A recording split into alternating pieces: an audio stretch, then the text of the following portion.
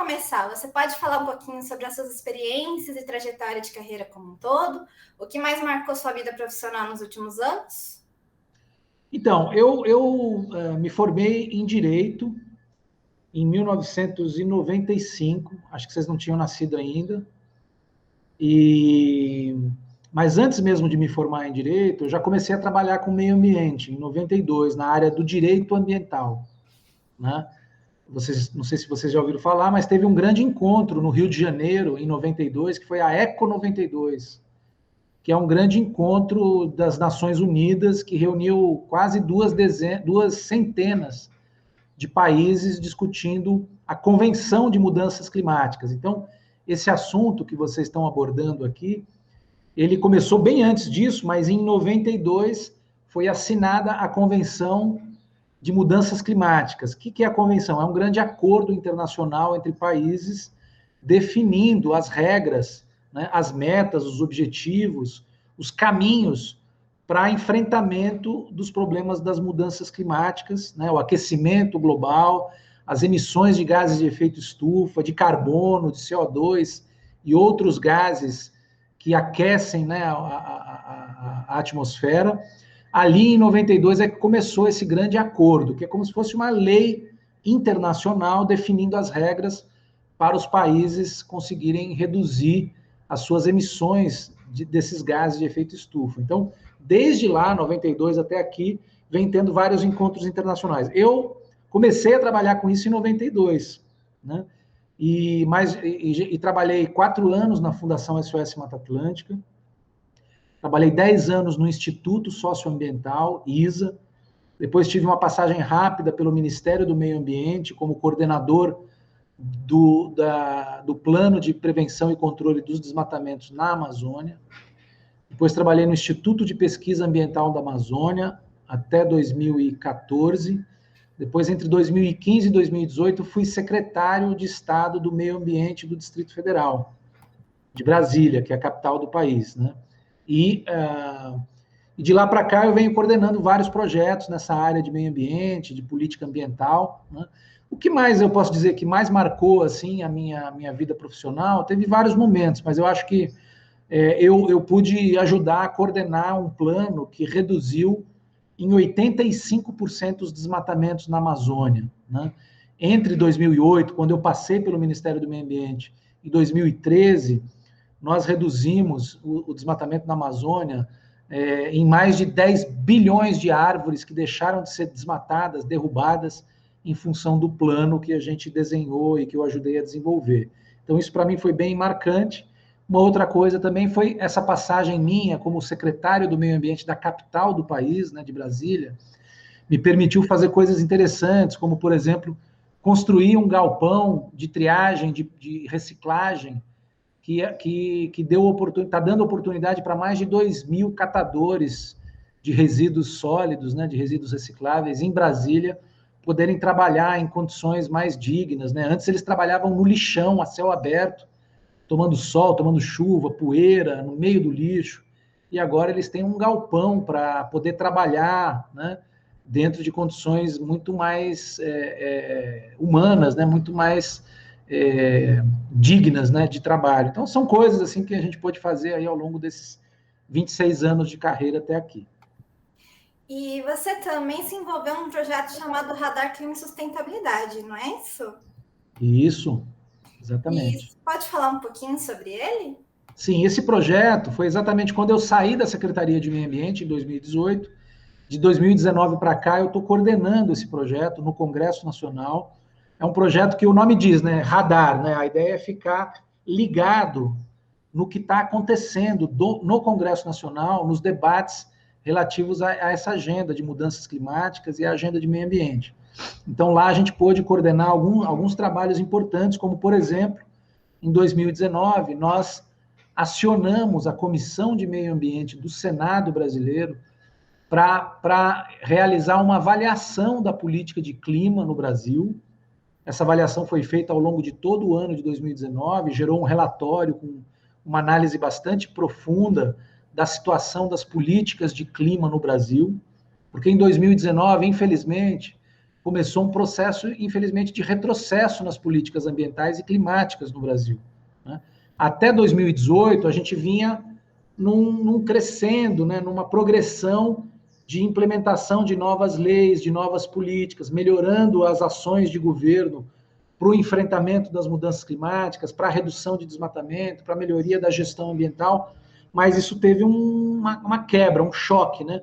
Depois de 2018, com a eleição do novo governo, infelizmente a gente teve um conjunto de retrocessos na pauta ambiental. Se você pesquisar aí, retrocessos ambientais, a boiada no meio ambiente e tal, a gente vai ver que de lá para cá a gente está tendo muitos retrocessos. E o projeto Radar vem tentando bloquear esses retrocessos, dando mais transparência, chamando as organizações da sociedade civil a participar do Congresso Nacional, em audiências públicas, em avaliações como essa, que eu falei da Comissão de Meio Ambiente, em projetos de lei que estão tramitando no Senado e na Câmara. Então, a ideia do projeto Radar é dar mais visibilidade a esse debate. Por exemplo, a gente está agora na 3ª edição do Prêmio Parlamentares pelo Clima e Sustentabilidade.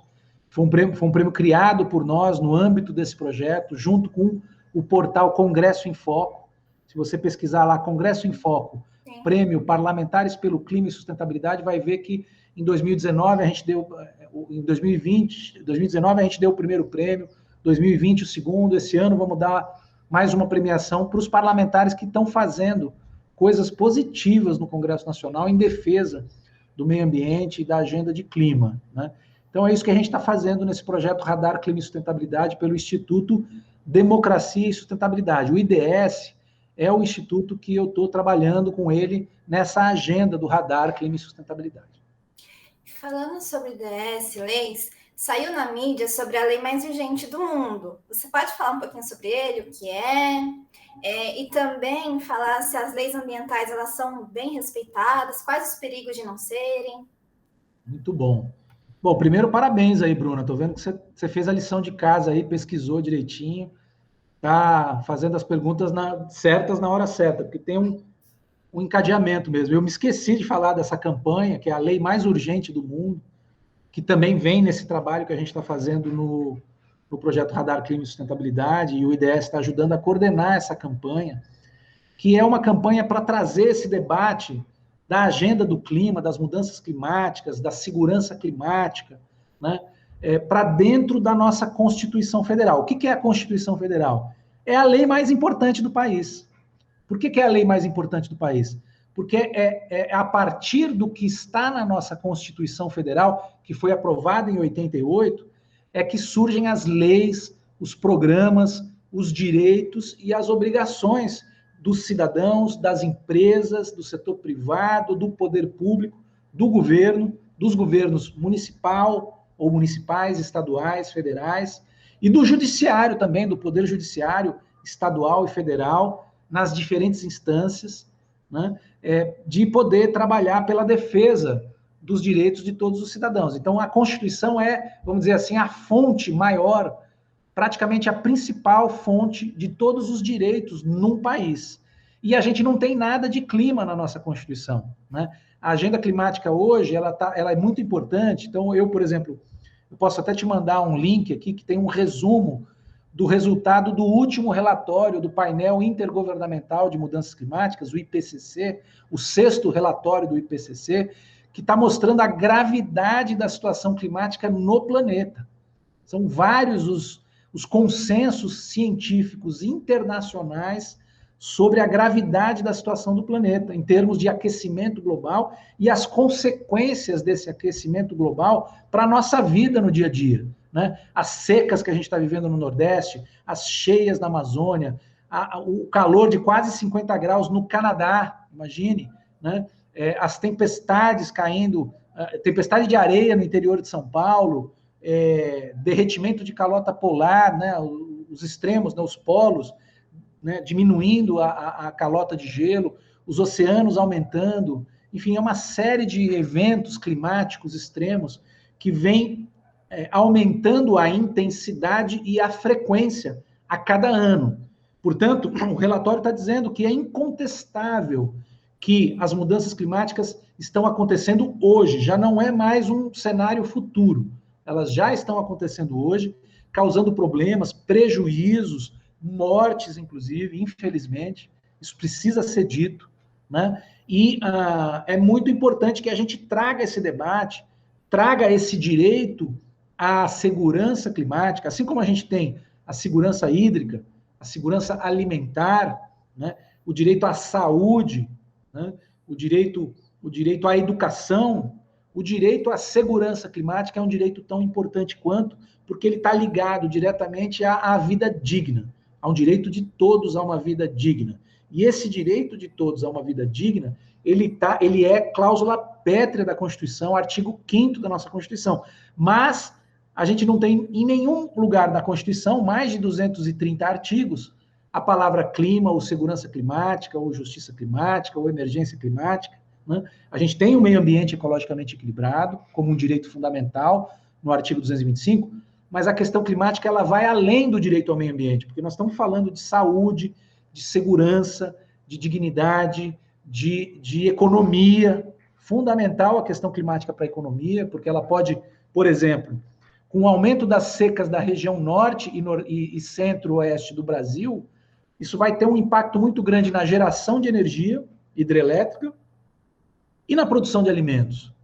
Isso tem um impacto brutal na economia do país e, consequentemente, agravando a situação da população mais pobre, que é quem não tem hoje condição de se adaptar a essas crises e a essas mudanças. Então, a campanha pela lei mais urgente do mundo, e tem um site que se você puder divulgar, eu acho importante, né?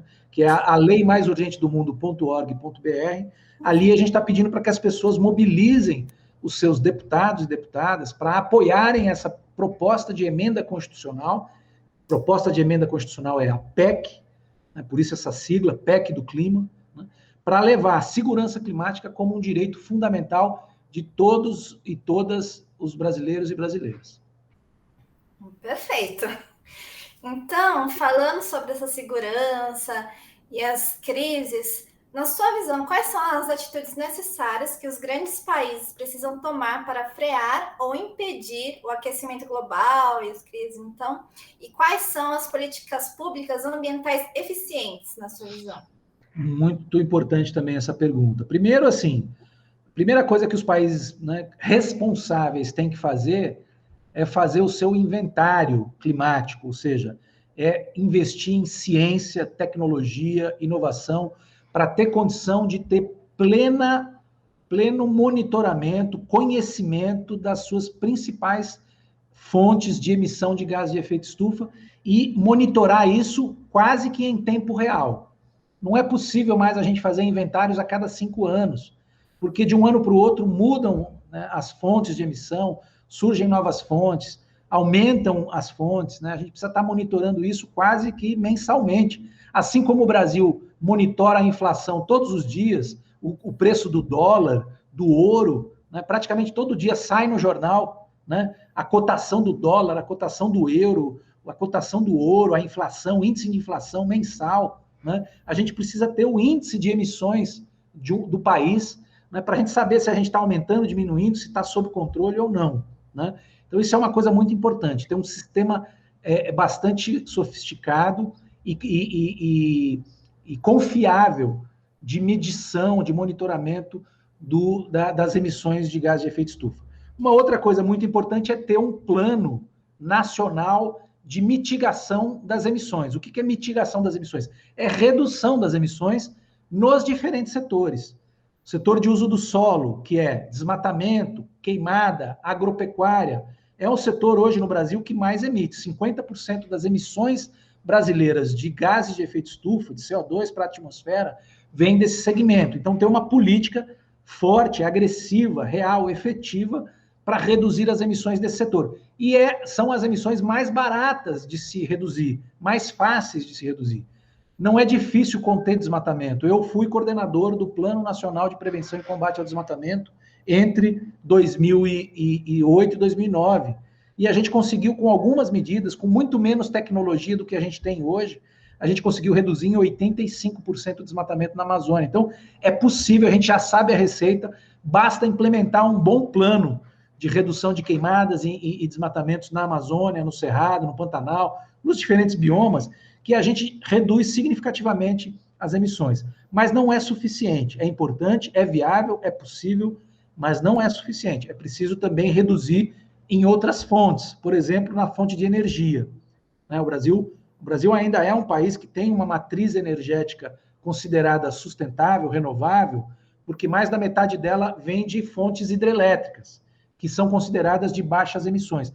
Mas, exatamente pela crise hídrica, pela instabilidade climática, essa fonte está se tornando uma fonte instável, insegura.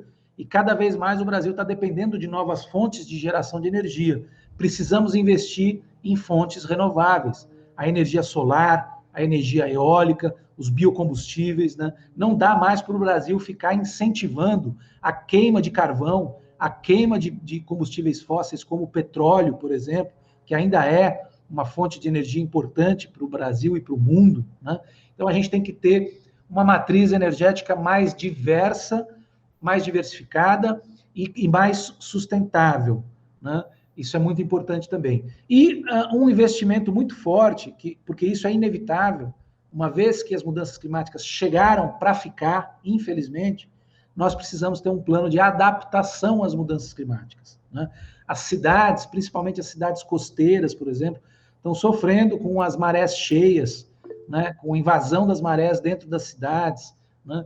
Com o problema das secas, o problema das queimadas, dos incêndios cada vez mais frequentes e intensos, né? O problema também das tempestades, né? Por exemplo, ontem nós estávamos debatendo no Senado um projeto de lei que reduz as áreas de preservação nos municípios. Os topos de morro, fundos de vale, margens de rios, que são áreas consideradas de risco, precisam ser protegidas, preservadas, né? Não podem ser ocupadas sob pena de prejudicar a vida e a saúde das pessoas. Então, um plano de adaptação às mudanças climáticas é muito importante, precisa ser desenvolvido. Então, eu falei de 3 planos, né? Eu falei de um monitoramento, do inventário, do investimento em conhecimento, pesquisa, ciência e tecnologia, para a gente poder acompanhar o que está acontecendo e poder interagir em tempo real com o que está acontecendo, um plano de mitigação e de redução das emissões, principalmente na questão do uso do solo, da agropecuária e das fontes de energia, e um plano nacional de adaptação, porque a população, principalmente a população mais pobre, é quem está sofrendo, porque a população mais rica ou mais bem situada economicamente, ela tem ar-condicionado, ela pode se proteger, ela tem como se locomover e, se for necessário, inclusive mudar e se adaptar, né? Mas as populações mais pobres, elas ficam nas periferias, onde não tem saneamento, onde não tem áreas verdes, onde não tem, às vezes, acesso à água potável, onde não tem nenhuma condição, por exemplo, muitas pessoas morando em poucos cômodos, e em tempos de seca, em tempos de aquecimento, de temperaturas altas, ou mesmo de temperaturas frias, que também tem a instabilidade climática, quem sofre mais é sempre a população mais pobre. Então, ter também planos nacional, estaduais e municipais de adaptação às mudanças climáticas vai ser muito importante para reduzir o sofrimento das pessoas e o prejuízo econômico também das pessoas com os efeitos e os impactos das mudanças climáticas. E falando sobre essa população mais pobre ainda, na sua visão, como elas poderiam agir de forma mais consciente, né? Além desse plano de adaptação? Olha, aí entra todo um trabalho de educação, né? Que é muito importante, porque as pessoas precisam ter consciência do que está acontecendo, né? Infelizmente, ainda é muito grande a população que desconfia que mudanças climáticas não está acontecendo, né? E as coisas estão acontecendo a olhos vistos, quer dizer, a gente está vendo cada vez mais enchente, cada vez mais seca, cada vez... Por exemplo, eu morei em Brasília agora há 21 anos. Todos os anos a gente bateu o recorde de temperatura. Todos os anos, nos últimos 20 anos, nós batemos recorde de temperatura. Mas aumentou muito pouco. Aumentou 0,1. Mas 0,1 por ano, durante 20 anos, é um aumento de 2 graus de temperatura. Se a gente falar em temperatura média, 2 graus de temperatura média, né? A gente pode estar falando aí de uma variante de 10, 15, 20 graus, para menos e para mais. Né? Então, e isso é visível. Por exemplo, Brasília, mais uma vez, a gente aumentou, mais do que dobrou o número de dias consecutivos, nos últimos 40 anos, mais que dobrou o número de dias consecutivos com umidade do ar abaixo de 25%. Ou seja, ambiente muito seco. Né? Isso em 40 anos. Quer dizer, se mais que dobrou em 40 anos, como é que vai ser daqui a 40 anos? Eu talvez não esteja mais vivo, mas minha filha vai ter 50 anos, a idade que eu tenho hoje, daqui a 40 anos. Né? E se dobrar novamente, né, ao invés da gente ter 100 dias consecutivos, ou 80 dias consecutivos com umidade abaixo de 25%, isso passar a ser 160 dias. 200 dias, mais da metade do ano em Brasília, com umidade do ar abaixo de 25%, isso compromete a saúde das pessoas, isso compromete a condição cardiorrespiratória, isso agrava a situação de incêndios e queimadas, que agrava a situação de temperatura, que agrava a situação climática, que agrava a poluição do ar, ou seja, a gente entra numa espiral de degradação do clima. Né? Então, assim, o que a gente tem visto é que ainda algumas pessoas desconfiam de que isso é uma invenção dos países ricos para impedir que os países em desenvolvimento possam se desenvolver industrialmente. Né? E a verdade é que essa é uma grande verdade. O clima do mundo, do planeta, está mudando numa velocidade muito maior do que há 10, 20 anos atrás, e está mudando, e isso não tem volta. A gente não vai voltar ao clima que a gente tinha há 20 anos atrás, há 30 anos atrás, há 40 anos atrás. O que a gente pode fazer é tentar diminuir a velocidade e a intensidade das mudanças climáticas nos próximos 50 anos.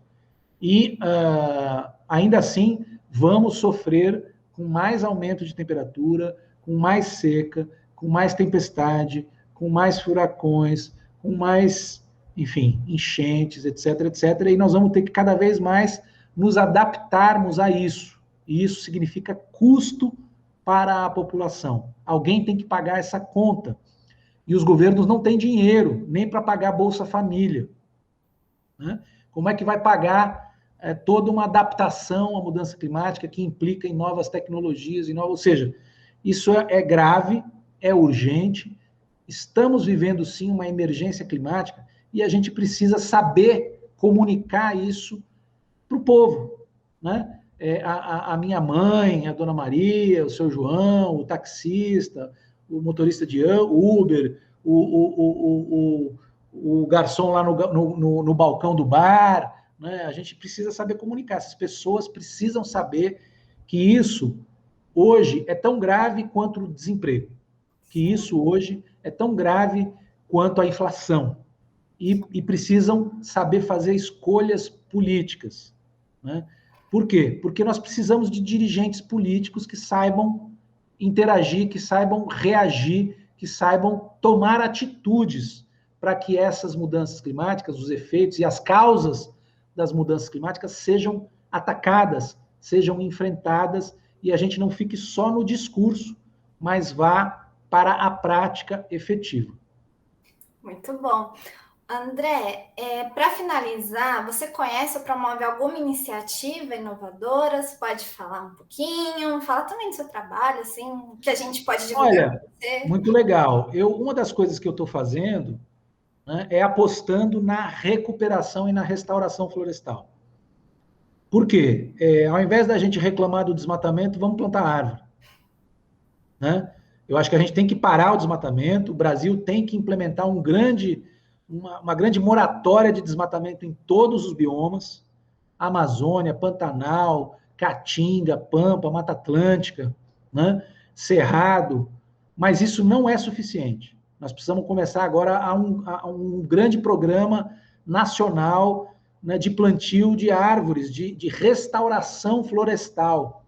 Né? E a restauração florestal pode gerar emprego porque tem engenheiro florestal, tem coletador de semente, tem preparador de solo, tem gente que vende trator para plantar árvore, tem uma série de insumos. Toda essa cadeia produtiva do plantio e da restauração florestal gera empregos também e gera também benefício econômico, captação de carbono. Nós vamos ter aí em breve mercado de carbono, nós vamos ter produção de serviços ambientais, melhoria da biodiversidade, melhoria do clima, melhoria do clima local nas áreas onde a gente está plantando árvores. Por quê? Porque volta a biodiversidade, controle biológico de pragas, os pássaros voltam para aquelas regiões que hoje são desertos de monocultura, e eles são as espécies que fazem o controle das pragas, o controle natural das pragas, e, portanto, a gente vai precisar de menos veneno, né?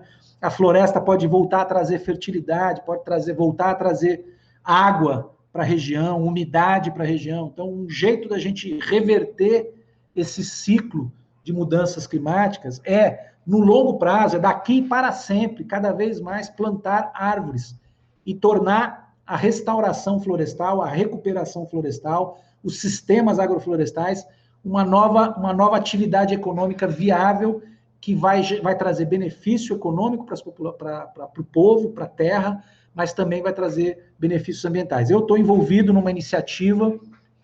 Por que ela é inovadora? Porque a gente está usando inteligência artificial, learn machine, todas essas tecnologias para mapear, identificar propriedades rurais e proprietários rurais que têm interesse em fazer restauração florestal, né?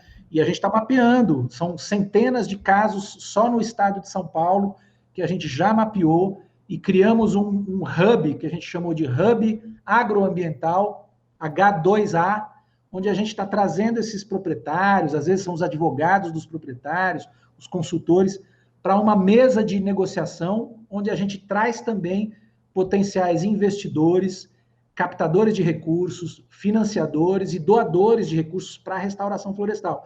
Então, a gente faz um encontro entre quem quer e precisa plantar árvore na sua propriedade e quem quer investir nessa atividade econômica. E a gente está fazendo isso tudo virtualmente, por sistemas eletrônicos, por mecanismos que usam inteligência artificial, e, portanto, é quase como se fosse, vamos dizer assim, uma startup aceleradora de restauração florestal, né? E com isso beneficiando produtores rurais, beneficiando consultores ambientais, beneficiando toda a cadeia de restauração florestal, o agronegócio brasileiro e o meio ambiente no Brasil. Então, toda essa parte negativa que eu falei, que tomou maior parte da nossa entrevista hoje, a gente vem tentando cobrir, vem tentando reverter com ações positivas, né? Tem muitas, a economia verde, né? A economia da restauração florestal, a economia do manejo florestal, a biotecnologia, a bioeconomia, o turismo ligado à natureza, né? A agroecologia, a agricultura orgânica, a geração de energia solar, energia eólica, energia de biomassa, ou seja, tem muitos caminhos que a gente pode trilhar para gerar emprego, economia, atividades econômicas, né? Tem estudos que mostram que só com a economia verde o Brasil pode gerar mais de 2 milhões de novos empregos entre 2020 e 2030 e incrementar o nosso PIB, né, que é o tão falado Produto Interno Bruto, né, que sensibiliza tanta gente, sobretudo o empresariado brasileiro, né? A gente pode aumentar o nosso PIB brasileiro em 2,8 trilhões de reais em 10 anos só com atividades econômicas sustentáveis. Então, para todo esse desastre, esse problema, essa problemática que a gente falou que a gente está vivendo, que a gente tem que enfrentar, tem solução. Mas a gente precisa de governos preocupados, de população conscientizada e de empresas também assumindo responsabilidade. Por quê? Se tem um setor que tem uma responsabilidade alta pelas emissões de gás de efeito estufa e pela depredação ambiental, é a economia, é o setor empresarial, que precisa investir em novas tecnologias e soluções economicamente viáveis. Realmente, André, acabamos. Muito obrigada por disponibilizar o seu tempo. E, enfim, é isso. Muito obrigada mesmo. Legal. Você foi excelente. E não, passei no teste? Nos ajudou muito. Obrigada. Tá bom. Eu vi que a Vitória entrou agora aí, então, olha, parabéns aí pelo trabalho, pelas perguntas, mostra que vocês estão estudando mesmo o assunto, porque eu já dei muita entrevista na minha vida, e já dei muita entrevista para jornalista que não sabe nem o que perguntar, infelizmente. Então, assim, o jornalismo depende de gente inteligente e que gosta de fazer a lição de casa. Um conselho que eu dou é nunca vá para uma entrevista sem antes ler alguma coisa sobre o assunto. Nossa, a gente estudou seu currículo inteiro. Exatamente. E estudar a vida pelo menos alguma coisa sobre o entrevistado, porque isso faz com que ele se anime a dar boas respostas, né? Isso é muito importante. Parabéns aí. E depois eu quero ver o trabalho. Me mostrem aí. Com certeza. Quando sair no ar, a gente manda o link para você. Tá bom. Parabéns aí. Bom final de semana. Obrigada pelo seu tempo. Obrigada. Legal. Prazer meu também. Tchau. Até mais. Tchau.